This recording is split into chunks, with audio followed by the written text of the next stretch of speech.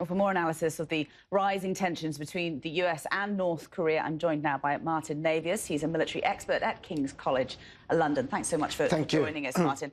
Leon Panetta there saying that Donald Trump is fueling the situation. When we look at the tactics behind this latest rhetoric, if you like, this idea of like calling each other's bluff, you hit me and I'll respond in the worst possible way. Is there a rationale behind it, or is it just off-the-cuff talk? Well, firstly, I don't agree that it's President Trump's rhetoric that's fueling the situation, OK? You disagree with Leon Panetta, what he just I have said? a different view.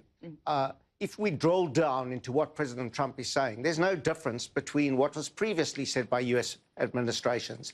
They have made absolutely clear to the North Koreans that, that if they launch attacks against American territory, and Guam is an American territory, then there will be a significant response. Now, the North Koreans are not saying, from my understanding of their statements, that they would actually attack Guam territory. They say they're going to bracket it, which means they will try and land missiles to the north, east and west of the island. But if they do, the Americans now are going to have to respond. Look, the key change here has not been President Trump's rhetoric. The key change has been the ability, which we now believe, that the North Koreans have a capability to hit the United States with a nuclear-armed missile. That has changed everything fundamentally. But then Donald Trump would say that there has been another key change, and that's that his administration is different to past US administrations. He says something has to be done. I've got to be the one to do it. People are very quick to criticise President Trump, and sometimes they are correct.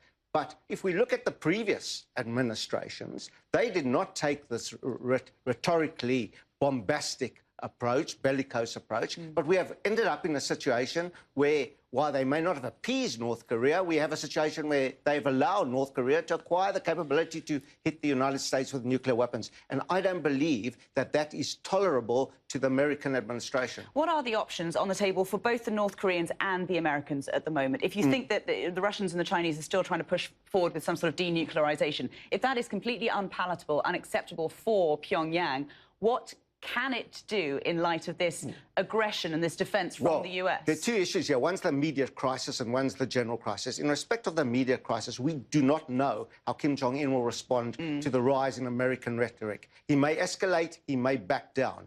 If he escalates and brackets Guam with 4 Hwasong 12 missiles, the Americans are going to have to respond. I suspect the way they will respond is to attempt to shoot it down. They will shoot it down using either Aegis systems deployed on destroyers in the region or using THAAD. If they miss those missiles, that'll be an embarrassment and a serious problem. But that'll be their first response. I just want to ask you as well about the rhetoric. We talked a little bit about it just now. Fire and fury, locked and loaded. What does this sort of Hollywood-esque rhetoric and language used by the US president tell you about the mindset and the understanding of the commander-in-chief? I'm not interested in his mindset. I don't know whether he has a strategic rationale. I do focus on North Korea, and I know that the North Koreans take this rhetoric very seriously. It's the first time that the North Koreans are finding rhetorical pushback. I mean, they've been allowed for decades to engage in this bellicose, aggressive behaviour. Now it's the first time they are meeting fire with, they're being met with fire. And you applaud that?